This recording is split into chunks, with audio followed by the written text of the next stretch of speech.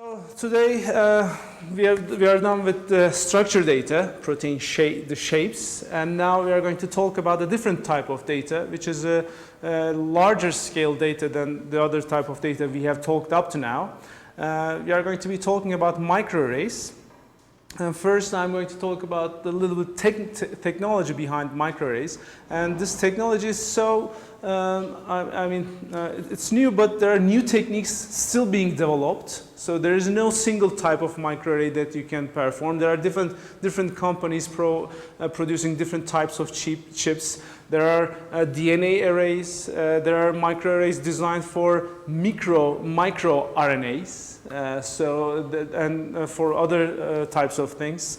There are different types of microarrays. I'm not going to talk about all of them. This is just going to give you an idea about what kind of data we are dealing with and what type of analysis we can do on this type of data. And I'm going to talk about two algorithms.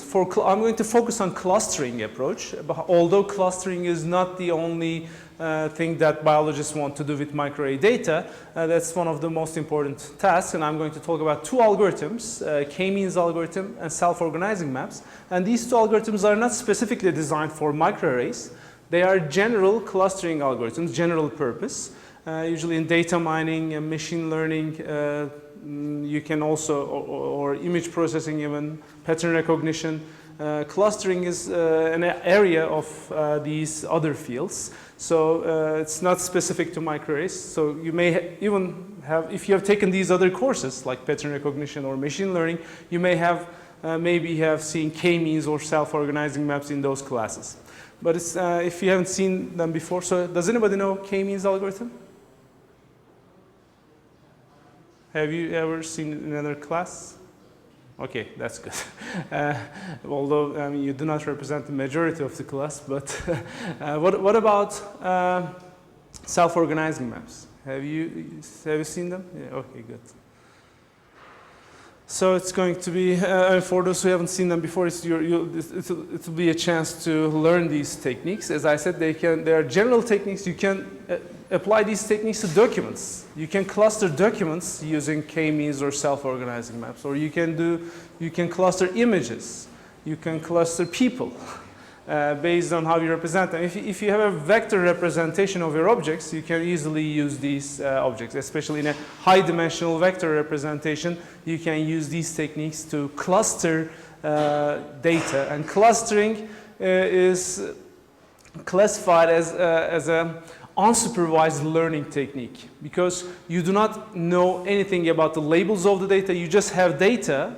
You do not know a priori how many classes, how many groups are there going to be in your data, and you try to group them based on certain features, based on certain information in your data.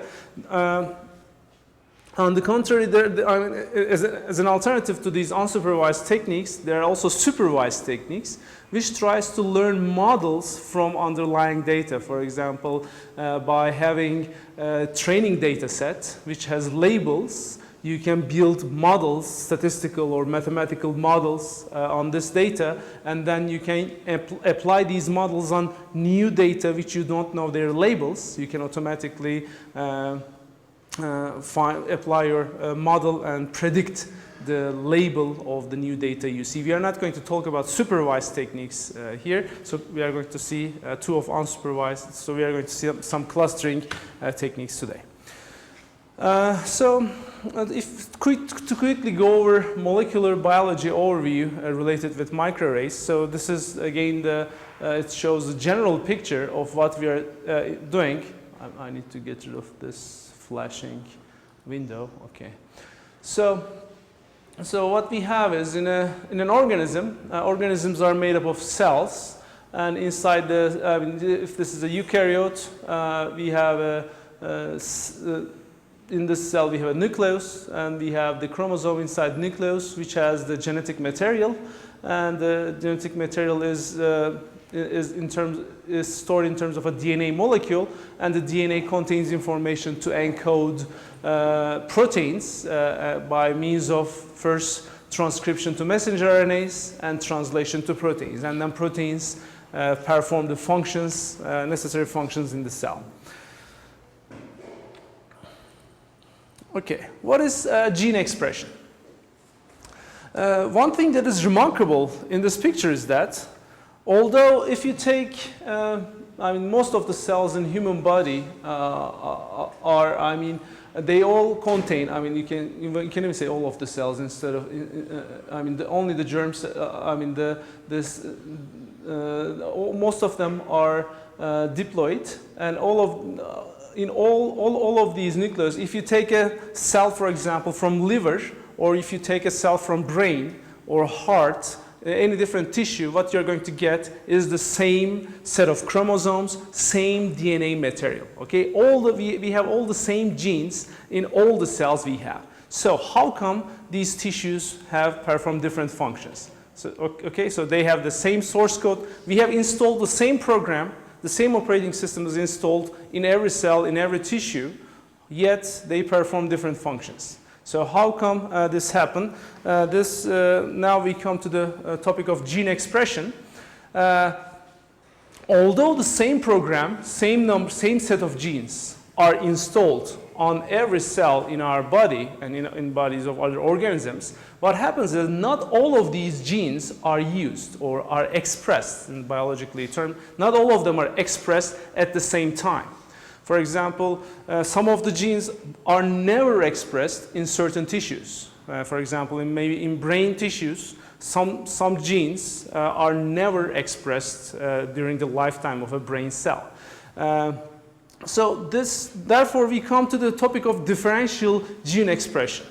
Differential gene expression refers to the fact that some genes are expressed in some tissues, some genes are expressed in other tissues. So this difference between tissues, or not only between tissues, this difference we can observe under different conditions. Maybe if you, under stress conditions, for example, under starvation, a certain gene may express in the same cell. I mean, differential gene expression is observed in single cellular organisms. You don't need to talk about different tissues. You can talk about a single cellular organism, and in the single cellular organism, we still observe differential gene expression. Under certain environmental conditions, the cell decides to use certain genes. And this, about 40% of human genes are expressed at any one time in a tissue.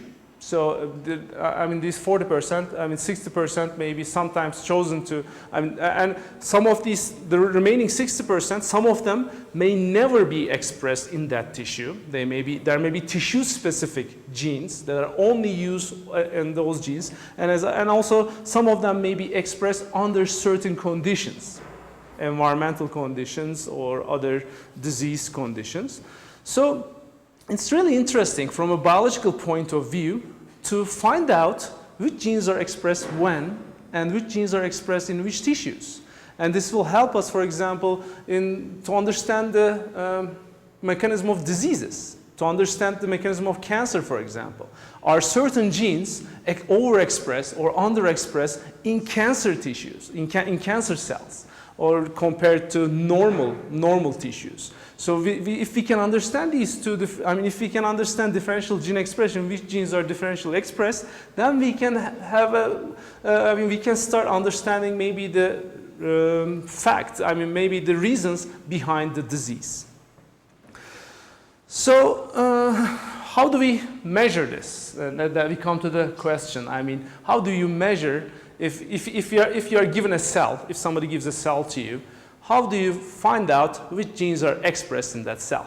Okay, now the people have thought about this, and there have been low throughput studies. I'm not a biologist, so I don't know the history of this very well, but I'm sure there have been low throughput studies that can look for example, whether if you're interested in a single gene, you can use certain markers to understand whether that specific gene is expressed in that cell or not. Okay, if you're interested in a single, if your focus is on a single gene, then you can look for, you can use certain markers and find out whether that specific gene is expressed in the cell or not in that condition.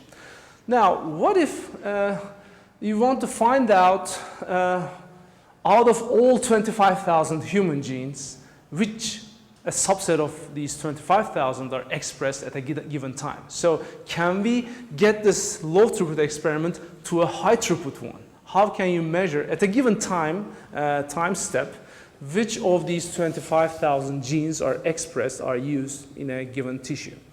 And microarray technology helps us do that. I mean, that's why it's so popular. I mean, it gives us information on a very large scale. You can screen all the 25,000 genes, different transcript variants, genes and their variants. So we can, in a high throughput manner, we can find out in a given condition which subset of these genes are expressed and at what level. We can also have an expression level, meaning that we're low expressed, high expressed. We can also find out a level of abundance of these expression in the cell. But how can we do that? What do we have? What happens biologically when a gene is expressed? What do we have? We have messenger RNAs of that gene in the cell. If that gene is expressed, we should have some messenger RNAs lying out in the cytoplasm processed by ribosomes. And we also have, of course, if that gene is expressed, the gene product, the proteins also should be there. So we need to either detect the final results, proteins, or we may also detect we can look for messenger RNAs. And I think, I don't know the real reason, but technologically, detecting proteins is difficult. We need to use mass spectrometry-like technique. There are techniques based on mass spectrometry that can assay all proteins actually in a cell. These are there are techniques. What I cannot by using different markers. There is this SILAC technique, SILAC or P-SILAC, yeah, what they can do is they can actually look for all which proteins are expressed. I mean, at the protein level, they can find out which proteins are existing in the current time step in a cell. But those are recently new techniques, and they may be much more expensive than the microarray techniques. So what microarray does is that it measures the messenger RNA level of each gene. For each gene, there's a specific small oligonucleotide. So what they do is they design chips, just like we have computer chips. They design chips which have about 1 million spots on them. They design a chip, and there are very small spots, or they're called valves, and there are 1 million of them. Okay. They arrange this in a square like this. After the break, I'm going to, if you haven't seen a microarray chip before, I have some used microarray chips in my office. I'm going to show you. I mean, they're real small, like a matchbox, and they have input-output port. They have ports like computer chips. So from the input port, you inject the messenger RNA, you isolate it, and then then there's a window that you can read the output.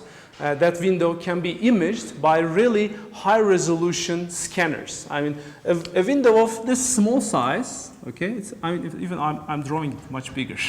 It's maybe like this. This window, you image it, you get a really high megapixel image. I mean, it's a really high-resolution image because you have 1 million spots here. You have 1 million of those spots. And this image is much larger than 1 megapixel because for each of these 1 million spots, you have like about 25 pixels that corresponds to probably a spot. And there are empty regions around it. So if you say that the total, if you say 50 for each spot, 50 pixels for each spot, it's going to get you a 50 megapixel image of this very small square. You get a 50 megapixel image of that. So these are really high resolution scanners, and they can read out they can get an image of these valves. And what do we have in these valves is that in each of these correspond to so you may ask, why do we need 1 million of them? Okay, why do we need 1 million of them? We only have 25,000 genes. Here, the genes may have different variants. There are different transcript variants of the same gene, may have different occurrence on the genome, and there are different messenger RNAs produced from the same gene due to alternative splicing and all other these things. And what they do is also a single, having a single spot for a single gene is going to be very risky because if you read this incorrectly, if you read a single spot incorrect, if you have an error, this is a really, since you're imaging things, you're processing them, it's really error prone. If you have a small error in the single spot, you'll have a wrong reading for that gene. So what they have is, for robustness, they have multiple spots for a single gene. I think in total 22 spots for a transcript, 11 of them, and this design, when I say 22 spots, I'm talking about a specific chip design made by a specific manufacturer like Affymatrix. If I talk about a different manufacturer, their chip design may be completely different. Okay, I mean there may be low number of spots, maybe not 22 spots for each gene. In the Affymatrix gene chip design, 11 of them correspond to some sequences, small. So here we have a gene, messenger RNA, and the messenger RNA contains actually also a part what we called. So this is from 5' to 3'. What we have, so this a certain region of this messenger RNA is going to code for or protein, okay, protein coding part sequence, and a certain part at the end, for example, is going to have some AAAs, polyadenylation, and what we call here 3' UTR. Is called an untranslated region. There's a region in this messenger RNA which is not translated by the ribosome. The protein coding stops here, but this is also part of the messenger RNA. Now, what we have in these spots is that, so this sequence is unique to a gene, okay? This sequence determines, I mean, this messenger RNA is transcribed from a given gene. Now, since these are really long, I mean, we cannot really put all of this sequence, we cannot sequence all of it and put it into these valves. What they do is, they generate probe sets. These are, in other words, they extract small subsequences like 25 nucleotides long, okay? They extract these, this 25 nucleotides small sequence is called a probe. And they sample different probes from different locations, usually towards the 3' UTR end. Okay, so they have, if you can look for example, for your favorite gene, you can go to Affymatrix website, you can download the library file, you can download details about these cheap files, and they are going to tell you which probe sequences they have used for that specific gene and where these probe sequences are sampled from. So you can learn these things. And this is called, for a gene, this is called a probe set. What they have is, they assemble a probe set for a gene. So in other words, this is for robustness. I mean, for the same gene, we have small sequences from different parts.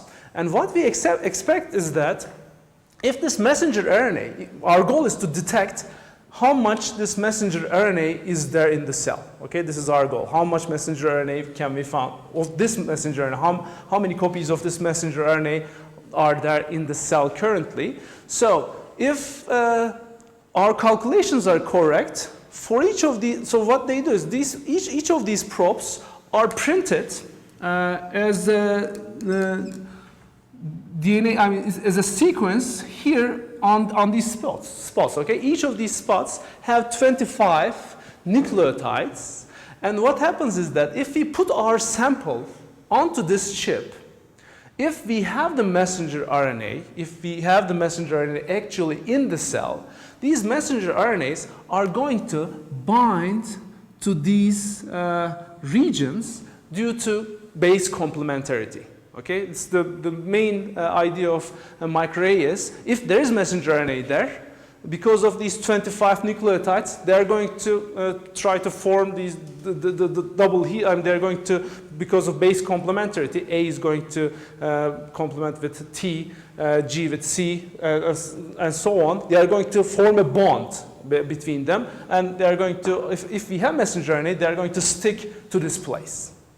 Okay, this is what it means. And if we have messenger RNA, we need to get similar readings for each of these probes in the probe set. If we get an accurate reading, if our readings are correct, each of these probes, a similar type number of messenger RNAs should bind to these probe locations on this chip. So in other words, if we are getting accurate readings, our readings should concur with each other. They need to tell, okay, if one of them is saying there are this many messenger RNA, the other should also say a similar amount of messenger RNA.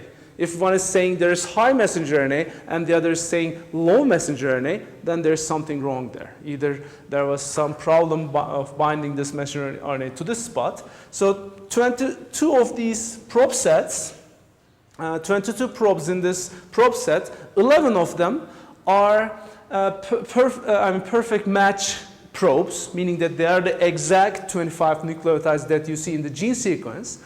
And 11 of them are called mismatch probes. So this is again for robustness, to find out whether actually they are binding correctly, or do we get this binding by error? Is it a false positive or true positive?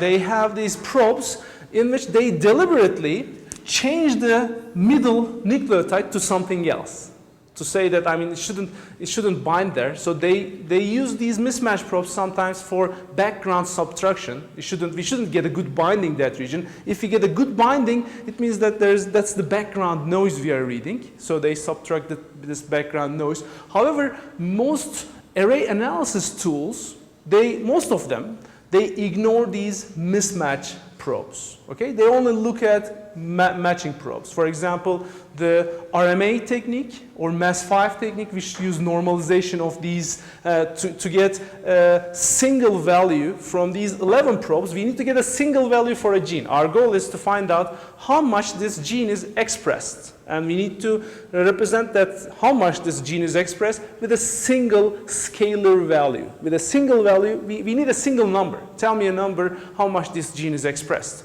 Now, the problem is you have 11 probes for that gene. How are you going to get this number?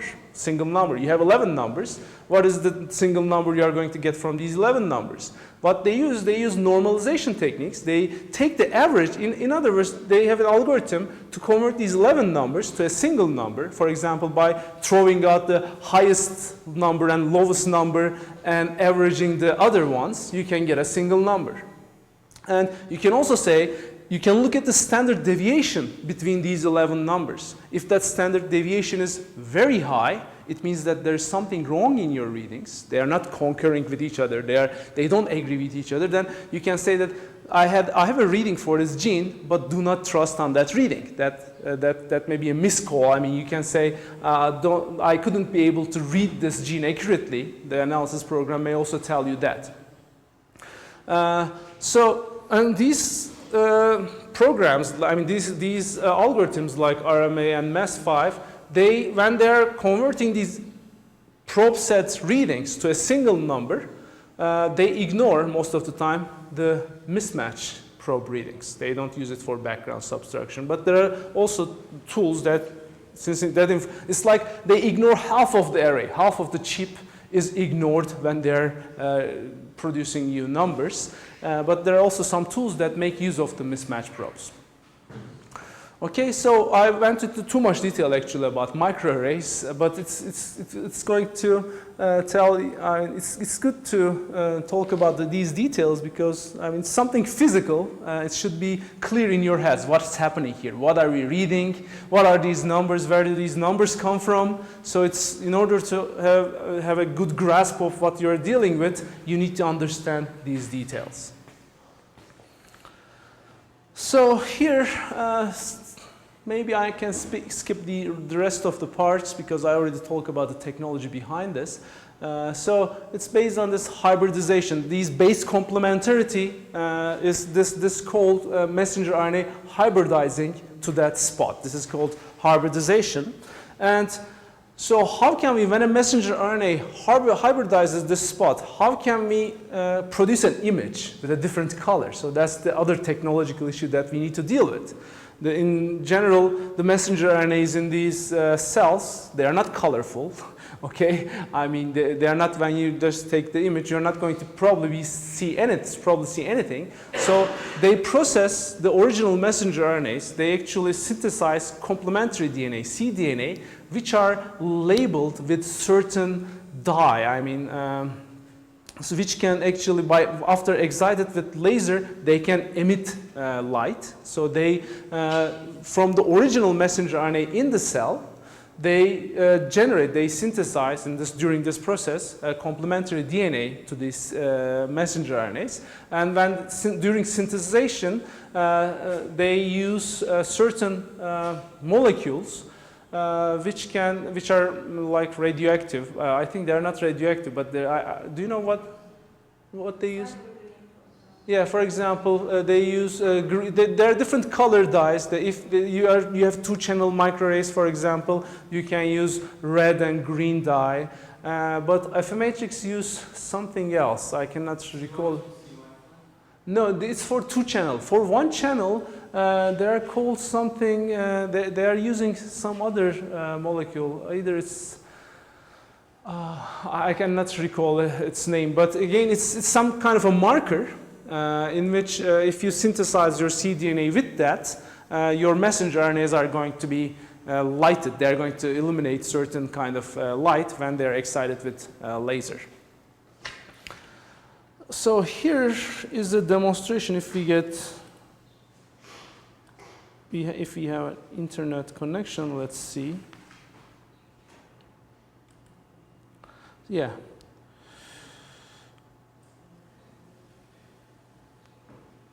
Okay, we even have, do we have, oh no, we don't have the speakers here. Okay, so let's say go. Now here, this animation represents the microarray DNA microarray technology for two-channel microarray. In other words, it's called competitive hybridization. What we do is, since as most of the time, when we want to find out which genes are expressed in this cell, we usually want to compare it with some other cells. I mean, this is not the, most of the time we need to compare two things. And this comparing two different cells actually can be done on the same chip with the technology of competitive hybridization, meaning that putting two different cells, putting the messenger RNAs of two of them on the same chip, and they're going to compete with each other to binding these spots. And you are going to get different colors based on which genes are overexpressed in one type of cell and underexpressed in that cell. You are going to get different colors. Now here, this animation compares two different things. The yeast genes, when they're grown in, with oxygen available, aerobic and anaerobic conditions. And that makes the difference between beer and bread. Okay, so what happens? Which genes are active and inactive when yeast grows in an environment where there is lots of plenty of oxygen and when there is no oxygen? Okay, they want to find out which genes are active or inactive in this type of two. So we are comparing two conditions. So let's start the experiment. So what they do is, in the first thing, we need to grow these yeast cells. We put them in a test tube. Some of them are, in this tube they are with oxygen and no oxygen here. So they have grown. We have lots of yeast cells in these tubes. Now it's time to isolate their messenger RNAs. So we are interested in measuring the messenger RNA. So we are not interested in other parts of the cell. So we need to, by spinning it, first the yeast cells, the cells are now in pellets. And now remove the liquid, but not cells. So at the bottom of these, we are going to have the cells, not the messenger RNA yet. And they use a certain enzyme to extract the, so it's an extraction buffer, something like that. So in this, they put an extraction buffer, which is going to extract the messenger RNAs. Now the RNA is floating in the extraction buffer after we do that. So we kill the yeast cells and we remove this blue liquid, which has all the messenger RNAs, and we put it in a new tube, in a fresh one, both of them. But up to this point, we need to be careful about not to mix these two conditions, okay? Because their messenger RNA is not labeled yet, okay? If you mix them, we lose all the experiments. Now we are going to make cDNA, complementary DNA out of these. So let's zoom in. So these are the messenger RNAs in these separate tubes. As you can see, they look very similar. If you mix them, you are not going to know which messenger RNA came from which cell. So what we need to have this distinction. We need to mark these messenger RNAs came from this cell, and these messenger RNAs came from these cells. To do that, we cannot change the existing messenger RNAs, but we can synthesize cDNA, a colored cDNA, by having a green dye in the certain nucleotides and red dye. So these are modified nucleotides, which can emit different colors when excited with laser. So here we synthesize these complementary DNAs. As you can see, the poly A tail becomes T, T, T, T, T, T, T, T in all of them.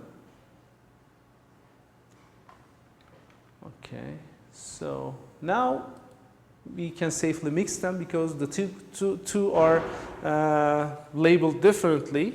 Now we can combine the colored cDNA in one tube now. We can mark them with different colors, safely combine them. And now what we are going to do is we are going to put these messenger RNA on the chip. So physically, so we have a chip like this. We are going to put all these combination mix onto this chip, and we are going to make sure every messenger RNA visits every part of this chip. How can you do that? You just shake it or rotate it, turn it. So physically, you put microarray chips in like those chicken roast machines, chicken roasting machines that turns chicken like this. You put your microarray chips into these machines. They are going to turn like for 12 hours or for a day. You leave it for a day, they are going to turn like 60 rotations per minute. Not very fast. You don't want to spoil anything. So, and then this is your chip. And let's concentrate on the real experiment. We are going to have 1 million of these spots. But let's concentrate on 3 of these spots. They have specific oligonucleotides, 25 nucleotides long sequences specific to a single gene. So this is very important. We want this probe sequence, this 25 nucleotide, only appear in this gene in this location. Okay? If this 25 nucleotide sequence also appears in another gene somewhere else, we are also that other gene can also bind to that spot. So that was when we were talking about suffix trees. You remember finding suffix trees can help find the common regions of sequences. We can also use this, it's in the reverse problem, to find unique regions to each gene. So this is suffix trees can be used in chip design to determine unique sequences for each gene. Okay, now let's speed up. Okay, so we put we incubate this. So as you can see, they are going to visit all over each chip, and they are going to hybridize. If we have a certain messenger RNA, it's going to hybridize to the spot due to base complementarity. Okay, and as you can see, some spots, only the red one bound to that spot, because in the, sorry, the green one, because the red condition did not have that messenger RNA. So we don't see anything here, but for certain spots, both of them, both from green and red, if that messenger RNA was present in both conditions, they bind, they hybridize to the same spot, and some of them we only see red. And we wash off the unbound cDNA, and at the end, if we read it with laser, first with red laser, then green with green laser, and we combine these images, this is what we are going to get. So we are, for each spot, we are going to get a green reading, a yellow reading, or red reading, based on which genes actually, which messenger RNA is bound to that spot. So if we analyze, so here's the real yeast data. So the actual image looks like this. Okay, so it's impossible to analyze it manually by just looking at the image. Oh, okay, I found these genes are overexpressed, underexpressed. We cannot, so these images are analyzed by programs, and those programs are going to give you at the end a matrix, or another matrix actually. For each gene, we are going to get a single expression value at the end. This gene is, if we have two-channel microarrays, what we are going to get directly, we are going to get differential expression. We are going to see that, for example, if we see a green spot, we can say that this gene is this many-fold overexpressed compared to this condition, or it's if we see a red one, is this much underexpressed compared to this condition. So it will directly give us differential expressed genes. But in Affymatrix chips are not competitive hybridization. We do not get two colors. Each Affymatrix chips is like a grayscale image. So it's going to give us an expression value for each gene. And as you can imagine, the experimental conditions a biologist can apply on a cell is infinite. Okay, so it's limited by the imagination of a biologist. So you can conduct microarray experiments for many different things, for comparing diseases, for comparing tissues, for comparing developmental stages. You can compare the larva stage and adult stage of a worm, for example, which genes are active during the development. Different disease states, you can try to analyze the effect of a drug. For example, before you give the drug, these are the genes expressed. After you give the drug, as a response to this drug cells, there may be differential gene expression after 1 hour, 2 hours, 3 hours, 4 hours, 12 hours, 24 hours. So you can see the effect of the drug at the gene expression level. What does this, in terms of gene expression, does this drug affect the cell? As you can see, I provided a very different microarray experiment to you now with this example. So at time t0, t is equal to 1, 2 hour, 3 hour. This is what we call a time series microarray experiment. So we can have these gene expression levels for a gene at certain times. We can have a time graphic for a gene. This may be time graphic of one gene. This may be time graphic of another gene. One gene may be fluctuating like this. Another gene is always overexpressed, highly expressed, or another gene may be low expressed during this drug. Maybe they're not affected by the drug, but this is affected. Or we may see something like this. This fluctuation is not very realistic. So we can see something like this. A gene is like this. Another gene is like this. So based on in a time series experiment, we can see different behaviors, how these genes react, how the cell reacts to the drug. Also, there are some background papers about microarrays on the scheduled web page. So scheduled page, you can go ahead and read if you're interested in microarrays. I'm going to skip this Affymatrix chip type. So this is like a matchbox size. I'm going to bring some of them after the break. And yeah, this is how an F matrix raw image looks like. It's not green or red. This is colored in a different color space. The actual image, I think, is black and white. It's a grayscale image. And the chip size is 1.28 centimeter. So it's a square of 128 centimeters, 1.28 centimeters each side. And there are usually 1 million spots in this small square. Yeah, we have seen. So here's a closer look to a microarray image. Some spots, as you can see, are like this. This is called upregulated, more expressed in compared to the reference DNA. And this is equal. If you see yellow, the messenger RNAs are equal amount in both cells. If you see green, it may be downregulated in the experimental cDNA compared to the reference genome. So upregulation and downregulation, these two terms mean, based on a reference genome and the normal condition. If you, for example, if you have a normal condition and a disease condition, saying that a gene is upregulated in the disease condition means that that gene is expressed in the disease condition but not expressed in the normal condition. So it's upregulated. The gene is more expressed in the disease condition. If a gene is downregulated, it's vice versa. It is, you see it in the normal condition, but you don't see that gene is not expressed in the disease condition. So upregulation, downregulation are the terms used to indicate differential expression.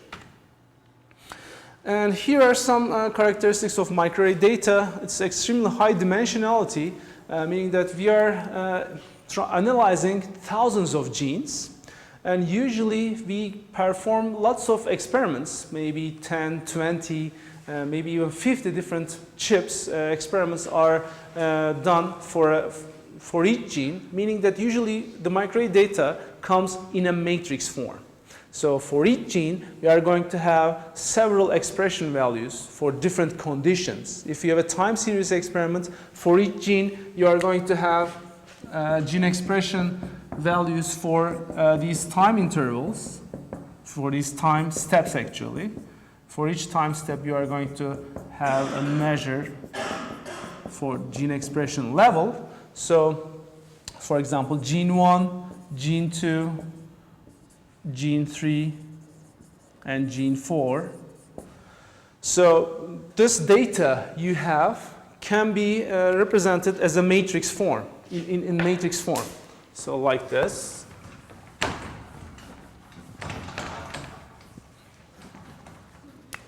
So gene 1, gene 2, gene 3, gene 4, time 0, time 1, time 2, time 3, time 4. So it may be, for example, 5, 5, 5, or let me say 100, 100, 100, 100, 100.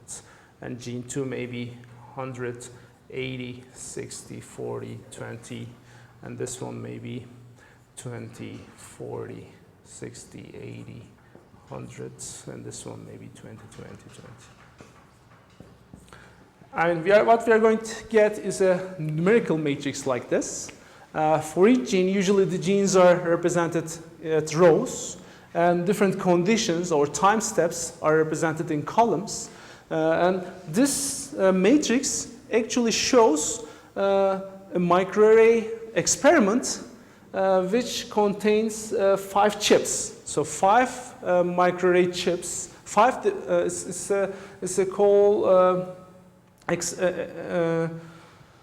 gene experiment data set, or so I'm going to go into terminology what NCBI uses. There are databases, and similar to Protein Data Bank, one of the largest databases repositories that have public microarray data that is available is GEO, Gene Expression Omnibus.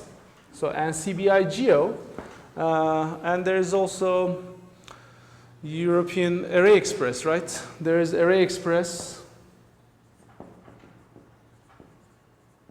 They give different tools for analysis, but in general, these are the 2 main sources of microarray data.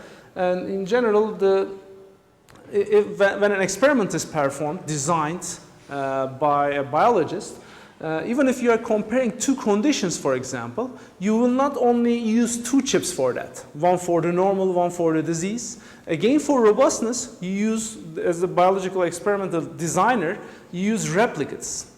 For a controlled experiment, to be really sure about your outcomes, for example, you may use 6 replicates that are selected carefully in a controlled manner from different tissues, maybe from the normal healthy person, and from a disease, from an ill person, you can get other 6 replicates. So sometimes instead of a matrix like this, you can have, for example, R1, R2, R3, R4, and for example, maybe D1, D2, D3, D4. So you may have 4 replicates for this reference genome, and 4 replicates for the disease genome, and you are going to usually have around 25,000 genes that have these values. So you get yourself, and in such an experiment, in this setting, experimental setup, you use 8 chips. 8 microarray chips are used. And we get expression values for all of these chips. And at the end, our all experimental result is summarized, is output in this matrix form. Now, some characteristics of microarray data indicate that, I mean, here, the data is, you should know that this data is going to be noisy. Our reading, we should not take it as really 100% accurate data. When we use analysis methods, we need to take into account the data is going to be noisy. And also, there may be some missing data. Some of the data may be missing. We may not have gotten a reading for those genes in that experiment. So there may be missing data, the data is noisy, so any analysis technique that is going to analyze microarray data should take into account these facts. And these being noisy, being high dimensional, and missing data poses many challenges for data mining purposes. What do we ask? If we have a matrix, what do we ask in this matrix? For example, between these two conditions, for example, we may ask which genes are upregulated in the disease set compared to the reference set? Or which genes are downregulated? Or if we have a time series experiment, we may ask which gene groups show similar behavior. Okay? Based on these time series data, maybe we may want to find out all the genes which show this behavior. All of them increasing. So increasing may be one behavior, decreasing may be another behavior. So which groups of genes behave similarly under same conditions? So this, we may ask things like this, and these are the main questions we are going to ask, and we are going to, after the break, we are going to talk about clustering techniques to find groups of genes with similar, for given such a matrix, our goal will be find two groups of genes that have similar values, that have similar expression values in this matrix. This matrix is not ordered, the genes are not ordered. Our goal is to order them so that similar value genes are going to be in closed row, and we are going to change the rows, we are going to group them together, and we are going to see two techniques to do this grouping for us automatically. Okay, so let's have a break, and we are going to continue after the break.